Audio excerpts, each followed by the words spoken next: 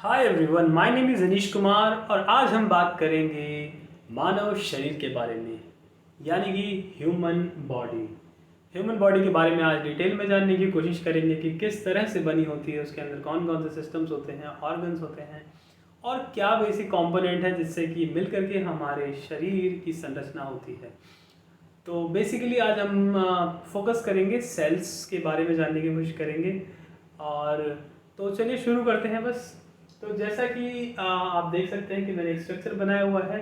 मानव शरीर एक अद्भुत संरचना, यह अद्भुत संरचना मेरे द्वारा बनाई गई है। तो यहाँ पर आप देख सकते हैं कि एक सर, दो हाथ और बीच का हिस्सा, इसमें पेट और भी बहुत सारे सिस्टम्स, इसके अलावा पैर, ये पूरा का पूरा एक मानव शरीर बन जाता है जिसको कहते हैं ह्यूमन बॉडी।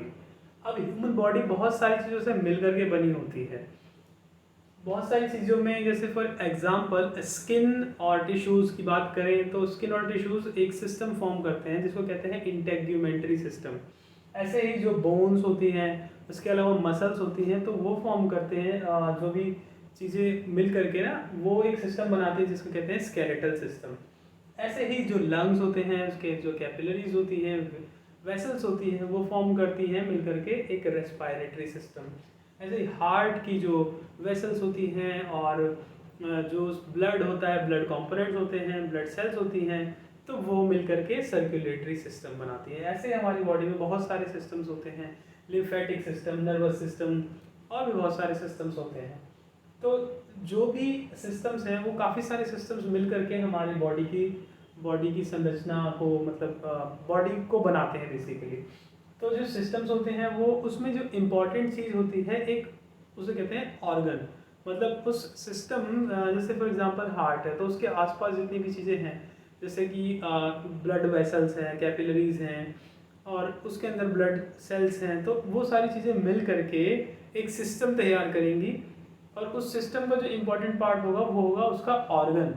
तो ऑर्गन जैसे हार्ट है, ऐसे ही जो रेस्पिरेटरी सिस्टम है उसका जो इम्पोर्टेंट ऑर्गन है वो है लंग्स।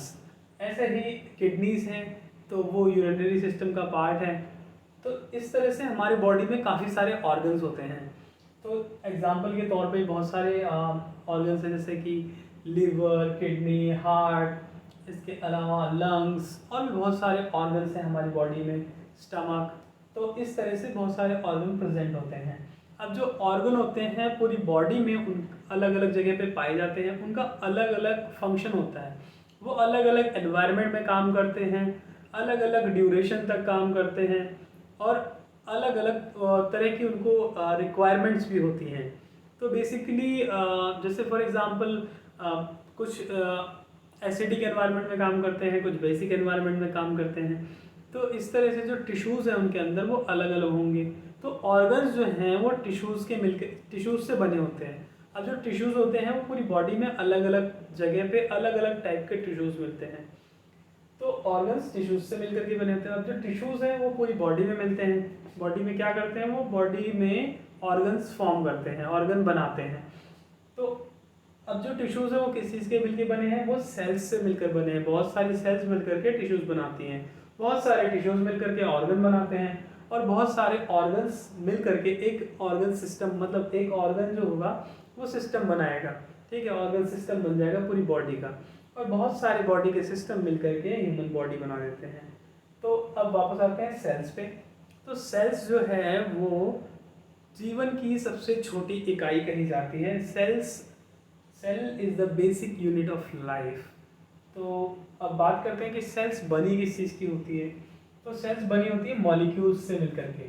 अब मॉलिक्यूल क्या किस चीज़ के बने होते हैं, वो एटम्स के बने होते हैं। अब एटम्स बेसिकली मॉलिक्यूल की फॉर्म में ज़्यादातर प्रेजेंट रहते हैं। तो मॉलिक्यूल्स की बात करेंगे तो मॉलिक्यूल्स से ना बहुत सारे कंपोनेंट्स बने होते हैं जो कि हमारी बॉडी के लिए बहुत ज़्यादा ज़रूरी होते हैं, या उन्हें बेसिक कंपोनेंट कह लीजिए, कि जिनसे मिल करके हमारी बॉडी बनी हुई होती है। तो वो बेसिक कंपोनेंट्स हैं protein, carbohydrate, lipid, water, micronutrients. Micronutrients में क्या, vitamins and minerals and trace elements, ये सब आ जाते हैं माइक्रोन्यूट्रिएंट में। वो माइक्रोन्यूट्रिएंट जो कि बहुत कम क्वांटिटी में हमारी बॉडी को रिक्वायर्ड होता है। वाटर हमारी बॉडी का ऑलमोस्ट 70% या फिर ज़्यादा ही कह लीजिए 70% से ज़्यादा जो पार्ट होता है वो पानी होता है। लिपिड हमें रिक्वायर्ड होता है, कार्बोहाइड्रेट हमें रिक्वायर्ड होता है एनर्जी के लिए, प्रोटीन हमारी जो बॉडी है वो उसके जो टिश्यूज़ हैं ऑर्गन्स हैं वो सब प्रोटीन से ही मिल करके बने होते हैं। अब बात करते हैं कि भाई ये तो हो गया कि किस चीज़ से मिल करके हमारी सेल्स बनी होती है और हमारी बॉडी बनी होती है, क्योंकि ये चीज़ें होंगी इससे सेल बनेगी, सेल से फिर क्या बनेगा, टिश्यू बनेगा, टिश्यू से क्या बनेगा, ऑर्गन बनेगा, ऑर्गन से ऑर्गन सिस्टम से पूरी बॉडी बन गई। अब बात करते हैं कि जो सेल है वो उसका स्ट्रक्चर कैसा है, वो दिखता कैसा है और उसके अंदर होता क्या है, कि मतलब सेल्स क्योंकि वो उसमें हर एक सेल जो है वो लिविंग थिंग है, उसमें जान है, तो वो सबसे छोटी इकाई है जीवन की, तो उसके खुद का एक पूरा सिस्टम होता है सेल का भी। ठीक है, सेल के अंदर बहुत सारे कंपोनेंट पाए जाते हैं जिनको कहते हैं सेल ऑर्गेनल्स। अब देखिए सेल का जो स्ट्रक्चर होता है घर की तरह मैंने इसको बना रखा है, तो इसके आउटर जो कवरिंग देख रहे हैं इसको कहते हैं सेल वॉल। तो एक वॉल होती है जो, अगर देखो सेल दो तरह की होती है, एक एनिमल सेल होती है और एक प्लांट सेल होती है। ठीक है, एनिमल सेल्स में हम इंसान भी आ जाते हैं, ह्यूमन सेल्स भी आ जाती हैं। ठीक है, और जो प्लांट सेल्स होते हैं वो थोड़े अलग टाइप के होते हैं ह्यूमन सेल्स से। क्यों? क्योंकि जो प्लांट्स होते हैं उनका मूवमेंट कंपेरेटिवली इंसान जो है और जानवर जो हैं एनिमल्स, उनके कंपैरिजन में बहुत कम उनका मूवमेंट होता है, लेकिन इंसान और जो जानवर हैं वो बहुत ज़्यादा मूवमेंट करते हैं। तो जो इंसानों की सेल्स होती है उसमें जो सेल होती है, सेल वॉल होती है, वो सॉफ्ट होती है, इसीलिए इसको हम कहते हैं प्लाज्मा मेम्ब्रेन। तो ये जो सेल की जो वॉल होती है ये सॉफ्ट होती है, और ताकि इसका मूवमेंट की वजह से ये डैमेज ना हो। लेकिन प्लांट में क्या होता है, ये सेल जो होती है ये हार्ड होती है, इसलिए इसको सेल वॉल कहा जाता है प्लांट्स में। तो अभी हम बात करते हैं एनिमल सेल्स की, ह्यूमन सेल्स की।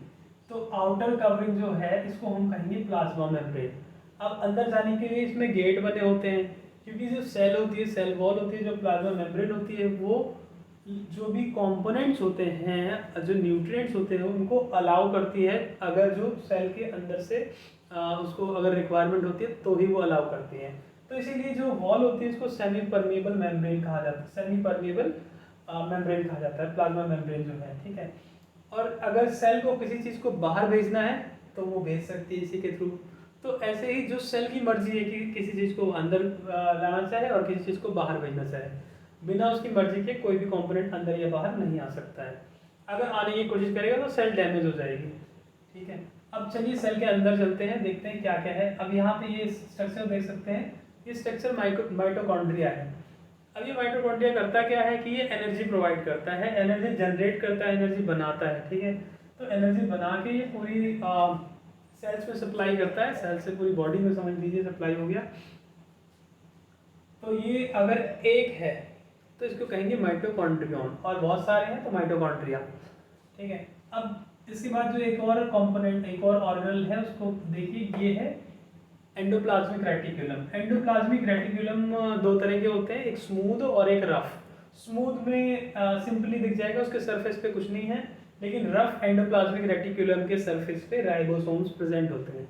ये छोटे छोटे कंपोनेंट जो है ये भी सेल ऑर्गेनल है, राइबोसोम्स जो है ये प्रेजेंट होते हैं एंडोप्लाज्मिक रेटिकुलम के सरफेस पे, तो उसको कह दिया जाता है रफ एंडोप्लाज्मिक रेटिकुलम। बात करते हैं एक और ऑर्गेनल की, वो है गोल्गी एपरेटस। इसके अलावा राइबोसोम्स हमने पढ़ा। अब सेंट्रियोल्स के बारे में थोड़ा जानते हैं कि सेंट्रियोल्स जो है वो एक पाउच के अंदर प्रेजेंट होते हैं। पाउच के अंदर जो लिक्विड भरा होता है उसको कहते हैं सेंट्रियोसोम्स। वो लिक्विड है जो सेंट्रियोल्स को डैमेज होने से बचाता है। इसी तरह से एक और लिक्विड होता है जो कि सेल के अंदर भरा होता है, जो कि सेल ऑर्गेनल्स को डैमेज होने से बचाता है, कि अगर मूवमेंट हो रहा है तो ये जो कंपोनेंट है आपस में ना टकराए, और मतलब टकराने के बाद भी ये टूटे ना, ये डैमेज ना हो। तो इसके अंदर एक लिक्विड भरा होता है, तो वो लिक्विड का नाम क्या है, साइटो मतलब सेल, और प्लाज्मा मतलब प्लाज्मा यानी लिक्विड। तो सेल के अंदर का लिक्विड उसको कहते हैं साइटोप्लाज्मा।